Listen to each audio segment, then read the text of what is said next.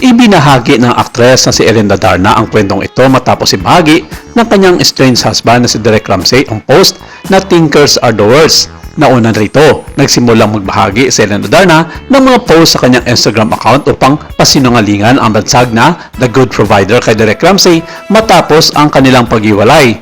Nilinaw niya ang mga usaping direktang kinasasakutan niya upang maiwasan ang mga payag na nakakaligaw at hindi patas tungkol sa kanilang kasalukuyang sitwasyon. Ilan pa sa mga ito ay ang wala sa lugar na pagsiselos ni Derek Ramsey sa mga lalaking nakapaligid sa kanya gayong matagal na silang naghiwalay.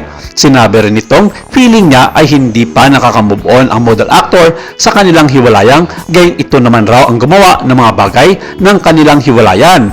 Maalala na inilahad na ni Ellen ang third party na naging mitsa ng kanilang pag-aaway na kalaunan na uwi sa paghiwalay ng kanilang landas bilang mag-asawa. Sa kanyang post, sinabi niya, "I am not demanding anything beyond what is fair, but I will not allow a father to live comfortably just cooling his balls while having little to no contribution to his child because he gets to see her almost every day." Kasunod dito, nagbahagi rin siya ng ilang mga kwento at isa na rito ang pagkakataong hinamon pa ni Derek Ramsey si John Lloyd Cruz sa isang suntukan. Nangyari ito ng 2 beses, ngunit sa parehong pagkakataon na natiling kalmado si John Lloyd Cruz at hindi na binigyan pansin ang mga paghamon at pag-iingay ni Derek Ramsey sa social media.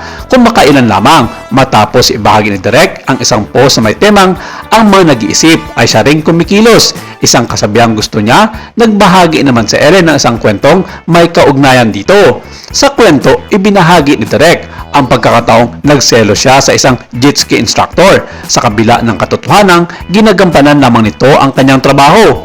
Matindi ang mga paratang na binitawan niya laban kay Ellen Adarna hanggang sa umabot siya sa puntong nag-react ng labis at biglang bumalik sa Pilipinas noong hating gabi.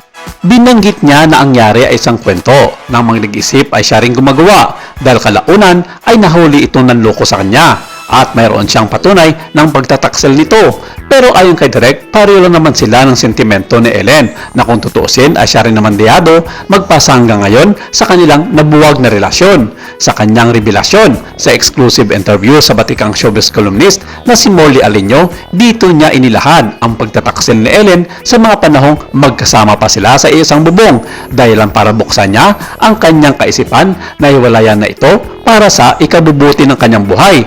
Hindi na raw kasi napepermi si Ellen sa mga panahong iyon at buwan-buwan na lamang ay dumalabas ito ng out of town na hindi niya nalalaman ang buong itinerary ng kanyang dating asawa. Pagdududa na nangangaliwa na raw ito ayon na rin sa kanyang mga malalapit na kaibigan.